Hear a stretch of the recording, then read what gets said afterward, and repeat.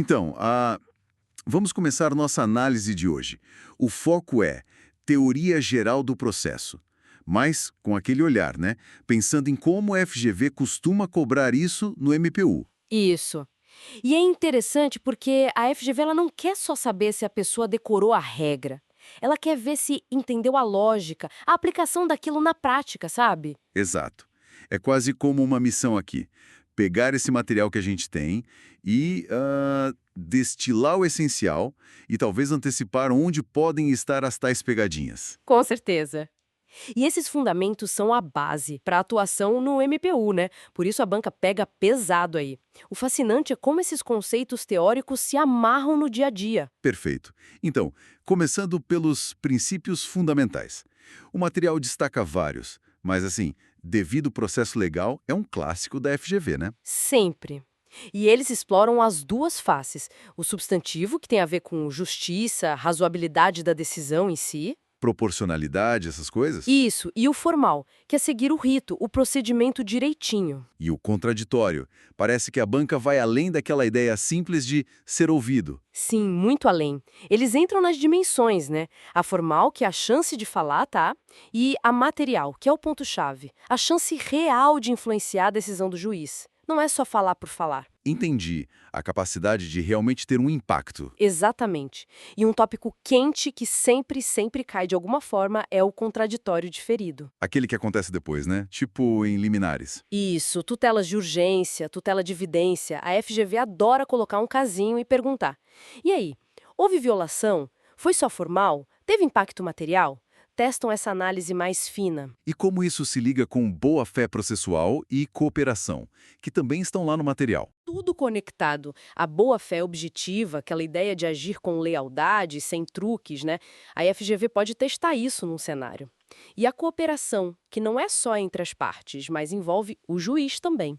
O dever de consulta, mesmo em matéria de ofício, né? Justamente. Antes de decidir algo que pode surpreender a parte, mesmo que pudesse decidir sozinho, o juiz tem que, abrir para manifestação. Isso tudo é reflexo do neoprocessualismo, da força da Constituição no processo. A FGV quer saber se o candidato está ligado nessas nuances. Faz todo sentido. Bom, vamos avançar para aquela tríade clássica: jurisdição, ação e processo. Como é que a FGV aborda isso? Jurisdição, esse poder-dever do Estado. Sim, a FGV pode cobrar desde o básico, tipo características como a substitutividade, a inércia, até as classificações. Diferenciar contenciosa de voluntária, por exemplo, é comum. E a ação? O material fala das teorias. Qual o foco principal aí? Olha, a teoria eclética ainda é a base, mas a FGV gosta muito de conectar com a teoria da asserção. Na prática, isso muda como o juiz analisa as condições da ação, né? Que são o interesse de agir e a legitimidade, certo? Exato. Pela asserção, o juiz checa isso em status assertiones, ou seja, só com base no que o autor afirmou na petição inicial. Uma análise superficial naquele primeiro momento. Sem analisar prova ainda? Isso. E diferenciar bem o interesse, que é a necessidade mais adequação da via, da legitimidade ordinária e extraordinária, é um prato cheio para a FGV criar questões confusas. Entendi. E dentro da ação, os elementos, partes, pedido e causa de pedir. O que merece atenção especial? A causa de pedir, sem dúvida. Como a gente adota a teoria da substanciação aqui no Brasil, o candidato tem que saber identificar os fatos que geraram o direito, que é a causa remota, e o fundamento jurídico, a causa próxima. A FGV pode dar uma historinha e pedir para identificar isso. Exatamente. Ou comparar duas ações e perguntar se a causa de pedir é a mesma. E, claro, não dá para esquecer os pressupostos processuais, de existência e de validade. Analisar se o processo pode seguir adiante é algo que a FGV valoriza muito. Certo. E para fechar essa parte mais densa, competência. Sempre um tema delicado. A diferença básica entre absoluta e relativa. É o ponto de partida, né? Absoluta. Matéria, pessoa, função. Interesse público não pode mudar por acordo. Relativa. Território, valor da causa. Interesse privado pode ser modificada, prorrogada. Mas onde a FGV complica? Nas regras específicas e nas exceções. Por exemplo, as regras de foro para ação real imobiliária são diferentes das de alimentos, que são diferentes do foro geral do domicílio do réu. E as consequências da incompetência? Fundamental.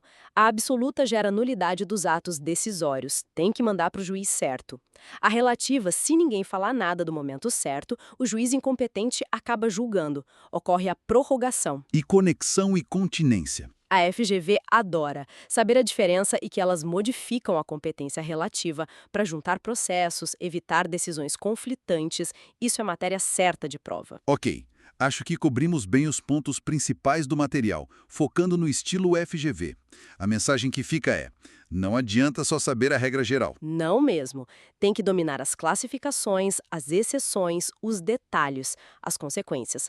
A FGV testa o raciocínio aplicado àquele conceito. Então, para fechar, qual seria uma reflexão final para quem está estudando teoria geral do processo para esse concurso? Olha, acho que vale pensar em como a própria visão sobre o processo mudou ao longo do tempo, sabe?